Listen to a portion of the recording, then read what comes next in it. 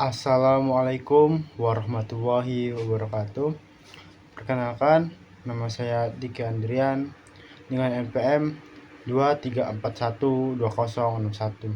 Saya dari Prodi Akuntansi. Di sini saya akan memaparkan materi tentang sistem pengendalian manajemen. Dalam sistem pengendalian manajemen itu terdapat karakteristik sistem pengendalian manajemen. Sebuah tinjauan mendalam tentang bagaimana organisasi memastikan strategi mereka yang diimplementasikan secara efektif dan tujuan tercapai. Nah, apa itu sistem pengendalian manajemen? Sebelum kita masuk ke karakteristik, teman-teman perlu tahu nih, apa sih sistem pengendalian manajemen itu? Nah, secara singkatnya, sistem pengendalian manajemen atau biasa kita sebut SPM adalah kerangka kerja komprehensif yang dirancang untuk mengarahkan dan mengendalikan semua aktivitas organisasi. Tujuannya itu adalah sangat jelas sekali, yaitu bahwa setiap tindakan selaras dengan tujuan strategi perusahaan. Sistem yang mengarahkan dan mengendalikan aktivitas organisasi agar tujuan tercapai.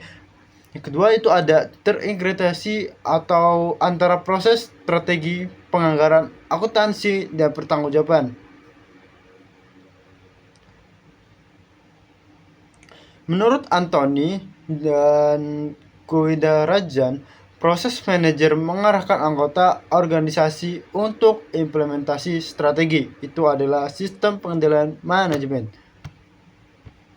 Nah, sistem pengendalian manajemen ini memiliki fokus utama. Nah, sistem pengendalian manajemen memiliki orientasi yang jelas untuk memaksimalkan efektivitas dan menjamin konsistensi strategis. Yang pertama yaitu ada orientasi program dan pusat tanggung jawab. Nah, orientasi ini berfokus pada hasil dan program spesifik dan kinerja unit. Pusat tanggung jawab daripada transaksi harian memungkinkan evaluasi yang terstruktur. Kedua yaitu penggunaan data perencanaan dan aktual, yaitu membandingkan data kinerja aktual dengan perencanaan seperti anggaran dan target. Ini adalah pengendalian untuk mengidentifikasi varians dan mengambil tindakan korektif. Yang ketiga itu ada keselarasan tujuan atau goal concurrence. Ini adalah tujuan utama untuk memastikan bahwa tindakan dan kepentingan individu selaras dengan kepentingan terbaik organisasi secara keseluruhan. Selanjutnya yaitu ciri-ciri sistem pengendalian manajemen. Nah, karakteristik ini membedakan SPM dari sistem pengendalian operasional biasa menjadi alat yang strategis. Nah, ciri-ciri yang pertama yaitu adalah menyeluruh dan terpadu.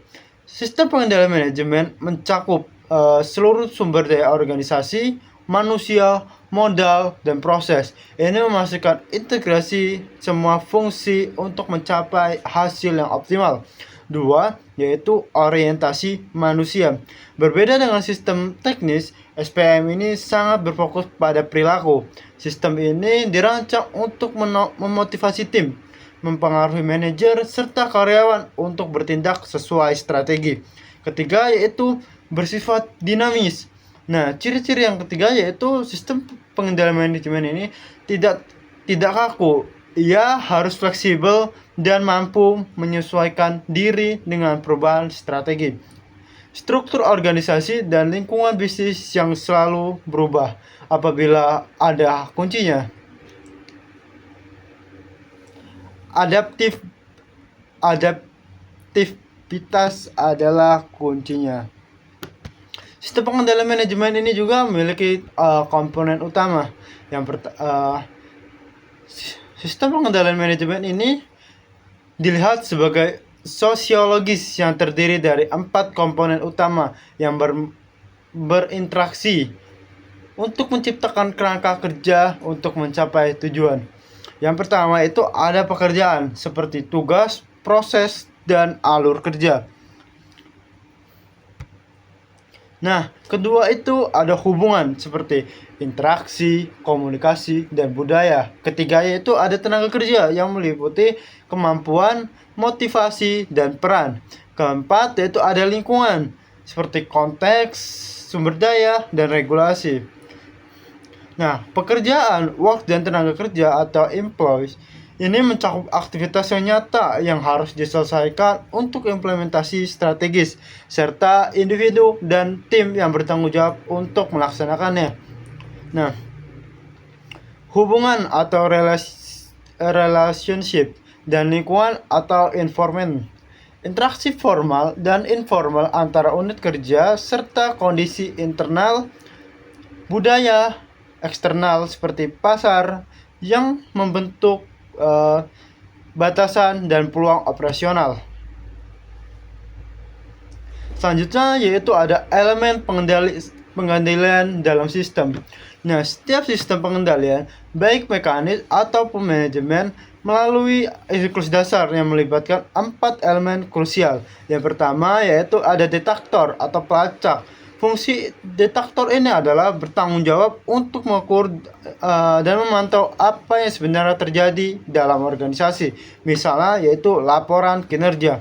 Kedua yaitu asesor seperti penilai. Yaitu penilai ini bertugas untuk membandingkan data aktual yang dikumpulkan oleh detektor dengan standar atau target yang telah ditetapkan. Misalnya yaitu analisis variance. Ketiga ada efektor, yaitu pengubah. Pengubah ini mengambil alih tindakan korektif atau penyesuaian yang diperlukan jika penilaian menemukan penyimpangan yang signifikan. Yang keempat yaitu komunikator. Nah, komunikator ini memastikan bahwa semua informasi yang relevan mengalir secara efisien antar ketiga elemen pengendalian di atas. Nah, siklus ini harus dilakukan secara keberlanjutan ya untuk memastikan pengendalian yang responsif dan efektif. Selanjutnya yaitu fungsi sistem pengendalian manajemen.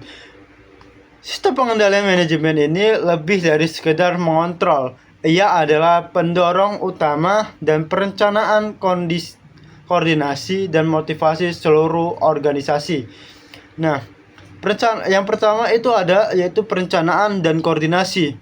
Sistem pengendalian manajemen ini menetapkan target dan memastikan unit yang berbeda bekerja sama secara harmonis. Yang kedua yaitu ada komunikasi kerja. Komunikasi kerja ini sistem pengendalian manajemen ini menyediakan umpan balik yang jelas tentang apa yang telah dicapai dan apa yang harus diinginkan atau ditingkatkan. Ketiga yaitu mempengaruhi perilaku, yaitu memberikan insentif dan sanksi untuk mendorong manajer dan karyawan mencapai tujuan organisasi. Keempat yaitu pengambilan keputusan. Sistem pengendalian manajemen membantu untuk menyediakan data dan konteks yang diperlukan untuk keputusan teknis dan operasional yang tepat waktu.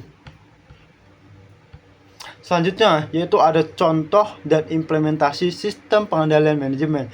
Yang pertama yaitu ada penggunaan anggaran. Penggunaan anggaran ini berfungsi sebagai standar kinerja dan alokasi sumber daya.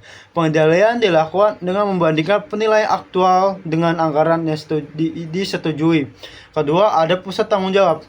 Setiap unit pusat biaya, pendapatan, laba, investasi memiliki manajer yang bertanggung jawab penuh atas kinerjanya, meningkatkan akuntabilitas. Ketiga, yaitu ada monitoring kinerja berkelanjutan, yaitu melaporkan laporan kinerja periodik atau bulanan atau biasa kuartal yang membandingkan kinerja aktual terhadap target, yaitu memungkinkan intervensi manajerial yang cepat.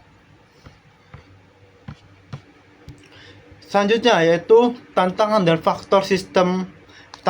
faktor yang mempengaruhi sistem.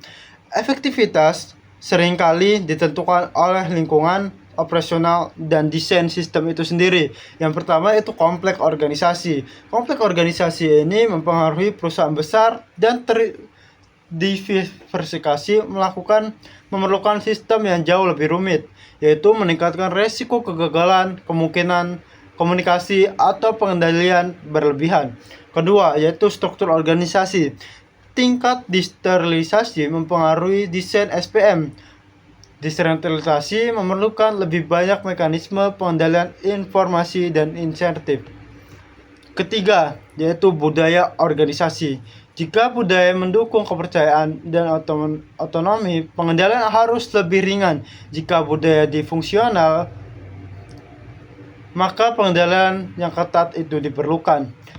Selanjutnya yaitu ketersediaan teknologi. Sistem informasi yang kuat sangat penting untuk memerlukan dan memproses dan menyajikan data kinerja secara akurat dan tepat waktu.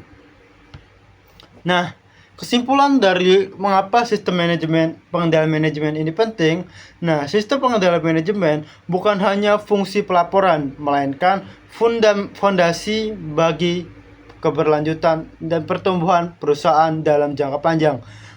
Yang pertama yaitu meningkatkan akuntabilitas, seperti menciptakan kejelasan apa yang perlu ditanggung jawab atas segala hasil. Kedua, yaitu membantu pencapaian strategis, yaitu memastikan bahwa semua upaya harian kontribusi pada tujuan besar perusahaan secara konsisten. Ketiga, yaitu efektivitas dan efisiensi, yaitu memastikan bahwa sumber daya digunakan dengan cara yang paling efektif dan mengurangi pemborosan. Yang terakhir, yaitu kunci keberhasilan bisnis, memberikan kerangka kerja yang solid untuk menghadapi persaingan dan beradaptasi dengan perubahan lingkungan. Nah, mungkin itu saja yang bisa saya sampaikan. Saya Dika Andrian. Saya ucapkan terima kasih.